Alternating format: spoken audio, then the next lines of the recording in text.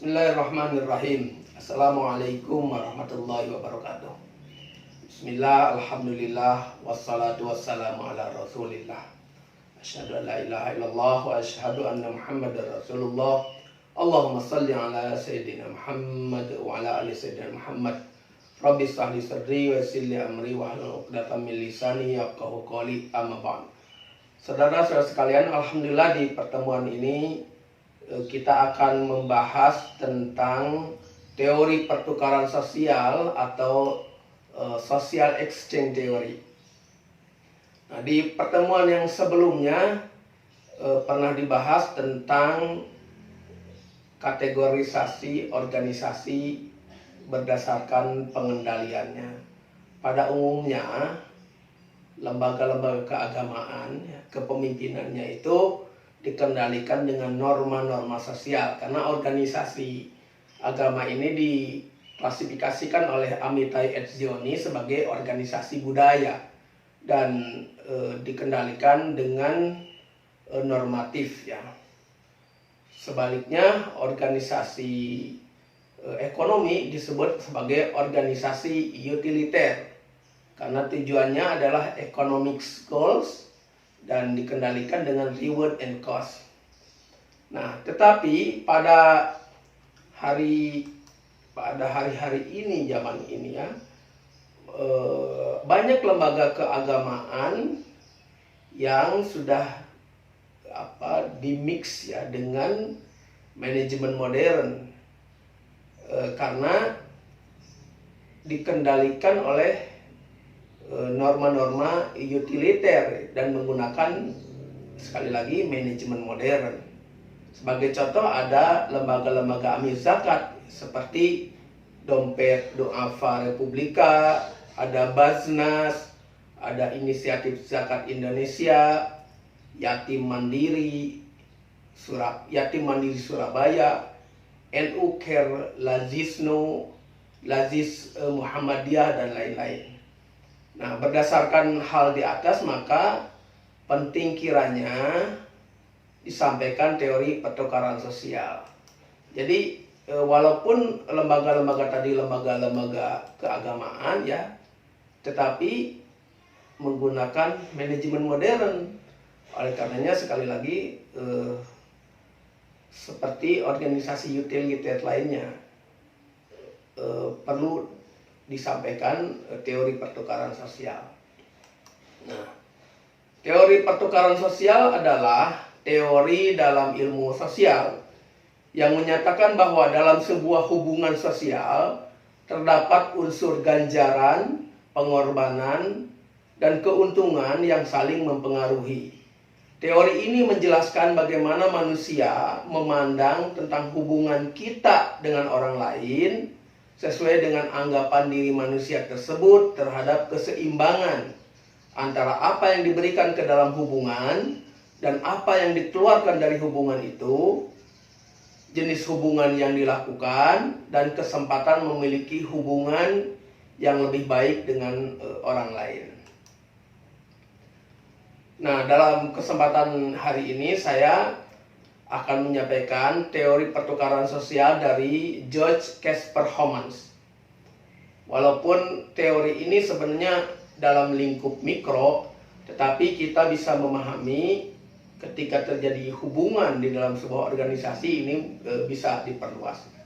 Jadi menurut teori pertukaran sosial George Homans ini, tingkah laku dan tindakan manusia dapat diteliti katanya, yaitu untuk memenuhi kebutuhan atau memperoleh kepuasan fisik dan kebutuhan sentimen mereka yang tak logis. Jadi tingkah laku dan tindakan manusia dalam berhubungan dengan orang lain itu yaitu untuk memenuhi kebutuhan atau memperoleh kepuasan fisik yang kesatu. Kepuasan fisik misalkan dengan melakukan hubungan seseorang itu mendapatkan imbalan gaji atau mendapatkan imbalan dalam bentuk pendapatan yang lainnya. Tetapi selain kebutuhan fisik ada juga kebutuhan sentimen mereka. Nah, kebutuhan sentimen ini kadang-kadang tak logis. Misalkan seseorang melakukan kebaikan Kemudian dia mendapatkan pujian sebagai orang yang baik. Tidak sedikit artis misalkan mengeluarkan uang jutaan rupiah, miliaran rupiah, karena hanya ingin mendapatkan predikat sebagai orang yang baik atau orang yang terpuji. Nah, itulah yang dimaksud kira-kira kebutuhan sentimen mereka. Nah, interaksi masyarakat berlangsung dalam suatu proses yang timbal balik, yang melibatkan imbalan, ya, yaitu ganjaran atau reward, dan biaya atau cost. Jadi orang berinteraksi satu sama lainnya dan bertindak dengan cara tertentu.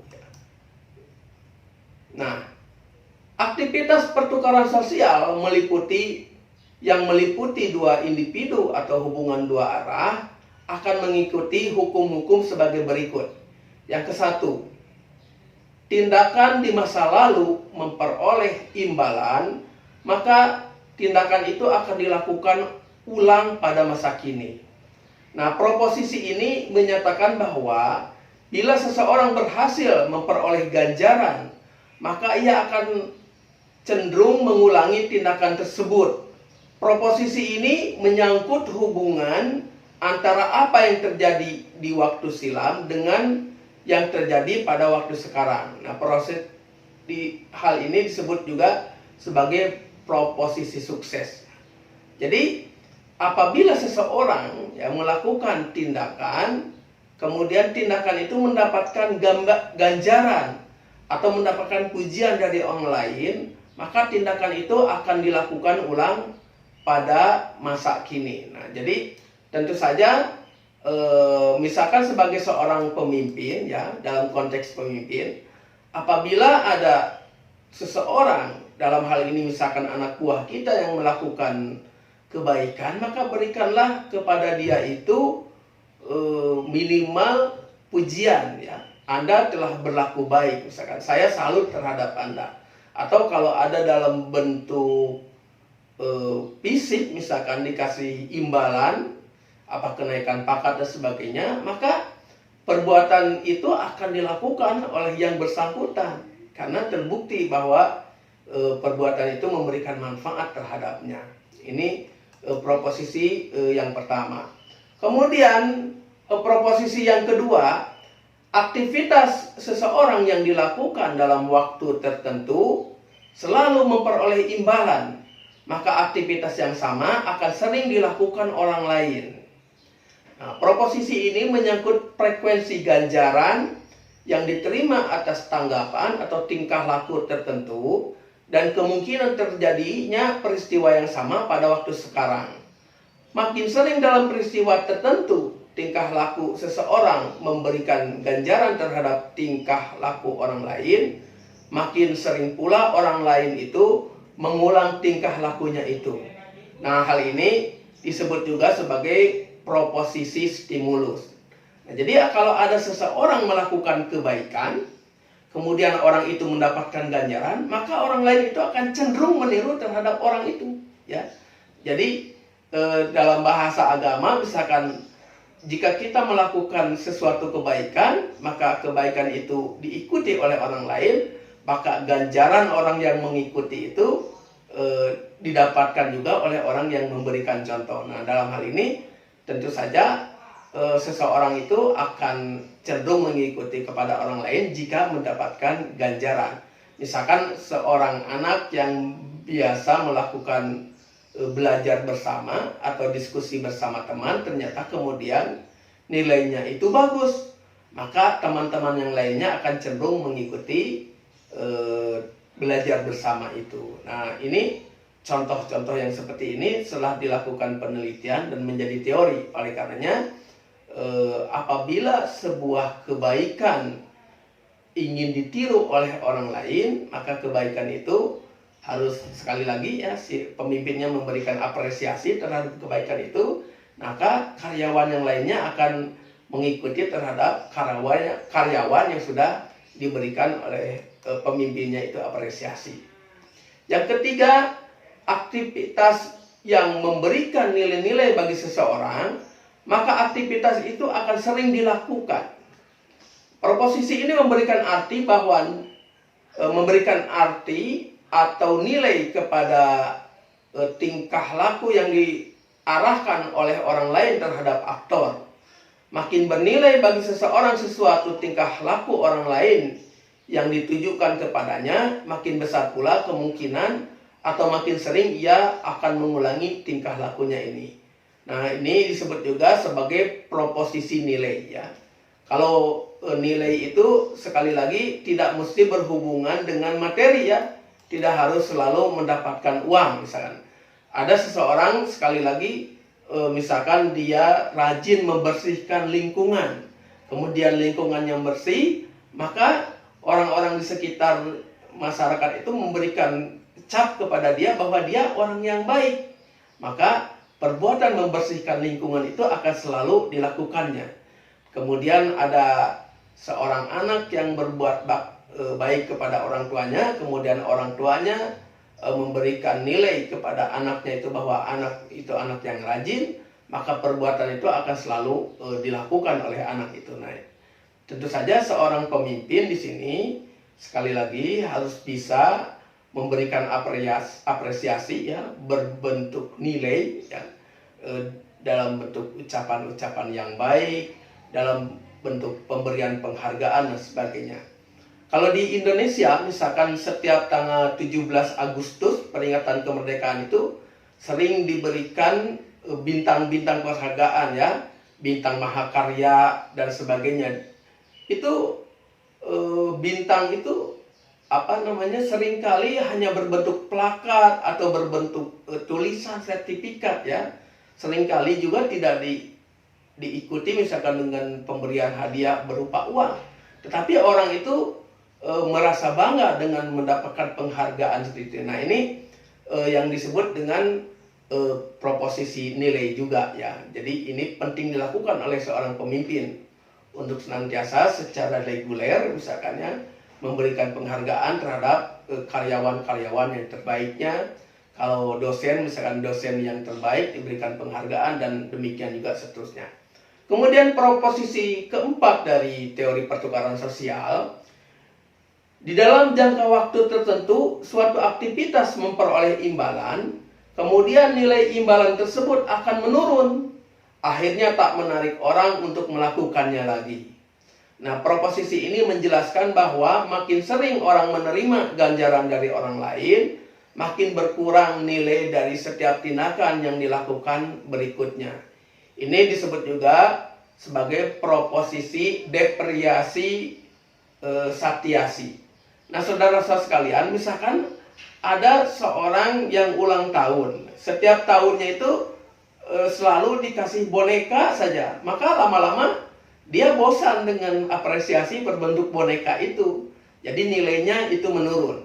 Demikian juga misalkan jika kita sebagai pegawai kemudian diapresiasi dalam bentuk gaji, ya gajinya itu katakanlah 5 juta satu bulan. Nah, semakin lama karena mendapatkan depresiasi, nilai uang itu akan semakin menurun. Jika kita tidak menaikkan gaji terhadap karyawan itu, maka kemungkinan si karyawan itu akan menurun aktivitasnya atau kegiatannya di dalam mengabdi terhadap perusahaan atau mengabdi terhadap lembaga. Oleh karenanya, di sini harus bisa dipahami ada depresiasi seperti itu.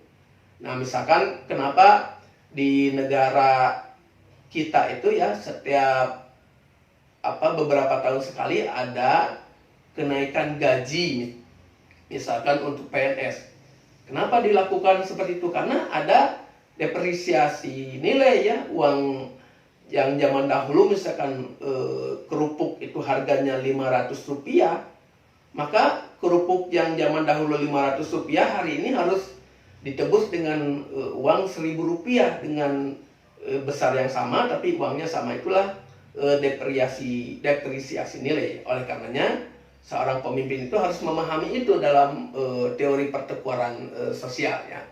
Jadi supaya karyawan tetap semangat, maka harus ditingkatkan penghargaannya.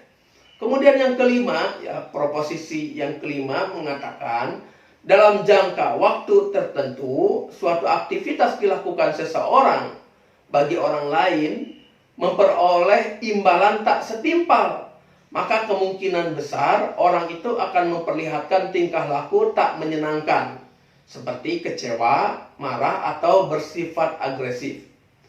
Proposisi ini melihat bahwa makin dirugikan seseorang dalam hubungannya dengan orang lain, makin besar kemungkinan orang tersebut akan mengembangkan emosi seperti marah. Ini disebut juga sebagai proposisi restu agresi. Nah, saudara sekalian, ada seseorang yang sudah melakukan kebaikan, sudah melakukan aktivitas, misalkan dengan aktivitas itu dia mengharapkan suatu ganjaran senilai 1 juta rupiah. Ternyata dia hanya mendapatkan ganjaran hanya 300.000 rupiah. Nah, itu tentu saja apa yang dia keluarkan terhadap hubungan tadi dengan ganjaran yang dia dapat dari hubungan kerja itu tidak setimpal. Nah, dalam hal ini sekali lagi maka dia akan memperlihatkan tingkah laku tak menyenangkan, yaitu tadi kecewa, marah, atau mungkin dia menyerang terhadap atasannya. Nah, jadi dalam hal ini seorang pimpinan harus memahami seperti itu. Ada seseorang yang berbuat kebaikan, misalkan sebenarnya dia hanya mengharapkan ucapan terima kasih saja dari pimpinannya, tetapi si pimpinannya mengucapkan terima kasih saja tidak, tentu saja orang itu akan kecewa. Nah, ini sesuatu yang harus dipahami oleh seorang pemimpin dalam hubungan timbal balik dengan karyawannya atau dengan umatnya. Kemudian yang keenam, ini proposisi tambahan ya. Di dalam pertukaran sosial, selain menerima imbalan, kemungkinan orang itu mengharapkan tak kena marah atau hukuman apabila ia berbuat suatu kesalahan. Jadi, di sini pertukaran sosial untuk memantapkan dan menjaga ikatan silaturahmi antara para pelaku sosial dalam masyarakatnya. Nah, ini ada ya di dalam masyarakat itu orang melakukan sesuatu supaya tidak kena hukuman dari masyarakatnya. Misalkan ada orang lain sedang kerja bakti, maka dia ikut kerja bakti di dalam itu supaya tidak kena sanksi sosial. Nah, itu menjaga silaturahmi. Nah, saudara-saudara sekalian, demikianlah secara singkat teori pertukaran sosial yang harus dipahami, kemudian nanti mungkin bisa diaplikasikan supaya terjadi hubungan yang harmonis antara pimpinan dengan karyawan. Semoga bermanfaat bagi para penimba ilmu dan mengurangi dahaga kehausan pengetahuannya. Mudah-mudahan sekali lagi kita mendapatkan perlindungan dari Allah Subhanahu wa taala. Billahi taufiq wa hidayah. Wassalamualaikum warahmatullahi wabarakatuh.